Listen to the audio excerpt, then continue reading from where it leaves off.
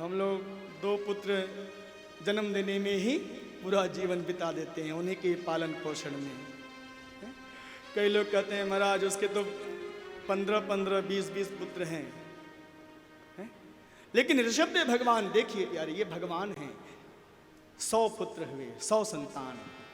एक बार ऋषभदेव भगवान ने अपने पुत्रों को पास में बुलाया, बच्चों इधर आओ। जैसे आप लोग बैठे हो ना, वैसे ही ऋषभदेव भगवान के 100 पुत्र बैठ गए। बेटा सुनो, ये जो शरीर मिला है ना, ये भगवान की बड़ी कृपा है। जब भगवान कृपा करते हैं ना, तब ये शरीर मिलता है। कब हूँ कि करी, कब हूँ कि करी करुणा नर देही, कब हूँ कि करी करुणा नर देही, बड़े भाग्य मानुष तन पावा, सुर दुर्लभ सद ग्रंथानि गावा। ये मानव शरीर भगवान की कृपा का परिणाम है। लोग कहते हैं महाराज कृष्ण भगवान की कृपा हमको कैसे मिलेगी? अरे मिली तो है ना जी, आप उसको पहचान ही नहीं पा रहे हो।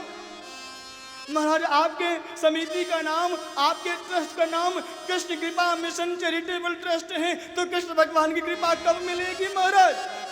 अरे भैया, ये जो मानव शरीर मिला है ना, यही भगवान श्री कृष्ण की कृपा का साक्षात स्वरूप है प्यारे। इस कृपा को प्राप्त करके आप सभी लोग भगवान का भजन करो प्यारे, यही कृपा का साक्षात अनुभव होगा प्यारे। कबहु की करी करुणा नर देही, भगवान की कृपा, भगवान की करुणा का परिणाम ये मानव शरीर है। 84 लाख योनियों में भटकते भटकते जब कभी भगवान की दृष्टि पड़ जाती है, अरे ये मेरा जीव, ये मेरा अंश नरक में नरक भोग रहा है, कष्ट भोग रहा है, भगवान कृपा करते चलो बेटा जाओ, तुम्हें हम मनुष्य शरीर देते हैं, लेकिन ध्यान रखना। क्या? जब पड़ा गर्भ में उल्टा था, तब वादा करके आया था, तुझे याद करूंगा जीवन भर, यह प्रभु से कह कर आया था। अब भूल गया यहाँ आकर के, ईश्वर को नहीं पहचाना है। अब भूल गए हो, वादा करके आए थे हम तुम्हें याद करेंगे प्रभु, बस एक बार मुझे माँ के गर्भ रूपी नरक से बाहर निकाल दो, मुझे मनुष्य जन्म प्रदान कर दो, हम तुम्हें याद करेंगे।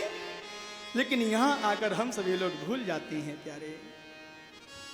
भगवान कृपा करके यह शरीर दिए हैं।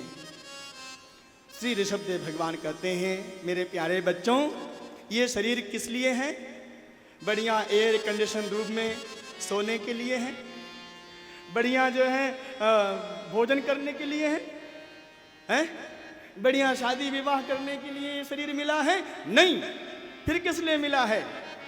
मेरे प्यारे बच्चों, ये शरीर इसलिए नहीं मिला है कि सुख भोगो, बढ़िया एसी रूम में। अरे थोड़ा एसी रूम से बाहर निकलो, थोड़ा अपने व्यापार से बाहर, थोड़ा दुकान से बाहर आओ, कथा पंडाल में आओ, 3 घंटे बैठो, पानी भी मत पियो, है प्यास लगे तो पानी भी मत मांगना, बैठो यहाँ पर तपस्या करो। तपस्या करने के लिए ये शरीर मिला है प्यारे। कम से कम 4 घंटे एक आसन पर बैठने का आसन सिद्ध होना चाहिए प्यारे, यही तपस्या है प्यारे। आप देखो यहाँ पर 4 घंटे एक आसन से बैठे हो, घर में बैठ सकते हो? 4 घंटे छोड़ो जी, 40 मिनट भी नहीं बैठ सकते एक आसन से। लेकिन यहाँ पर देखो कोई 10 से मस हिल भी नहीं रहा है।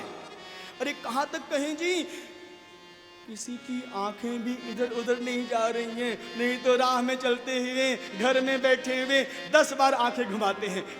जब कोई नहीं मिलता तो बहू के ऊपर ही आंख गड़ा देती है सासू माँ। हाँ क्या कर रही है? चली जरा, चाय नहीं, अभी चाय नहीं पीना। अब बूढ़ी सासू माँ है ना, तो ऐसी बोल दीजिए, कुछ आधा शब्द समझ में आएगा, आधा शब्द समझ में नहीं आता। ये शरीर क्या है? एक सीढ़ी है, बहुत ध्यान से सुनिएगा। ये शरीर क्या है? हमारा आपका शरीर सीढ़ी है। यहाँ से आप चाहो तो ऊपर चढ़ सकते हो और इस सीढ़ी से चाहो तो नीचे उतर सकते हो। अब ऊपर चलना है तो क्या करना पड़ेगा? ऊर्ध्वरेता, ऊपर स्वर्ग है, नीचे उतरोगे तो नीचे नरक है। स्वर्ग और नरक की सीढ़ी है ये मानव शरीर। अब आप चाहो इस मानव शरीर रूपी सीढ़ी को प्राप्त करके स्वर्ग पहुंच जाओ अथवा बुरे कर्म करके नरक चले जाओ। अब स्वर्ग कैसे पहुंचेंगे, वैकुंठ कैसे पहुंचेंगे, तब उसी बात को बताया गया है महत् सेवाम।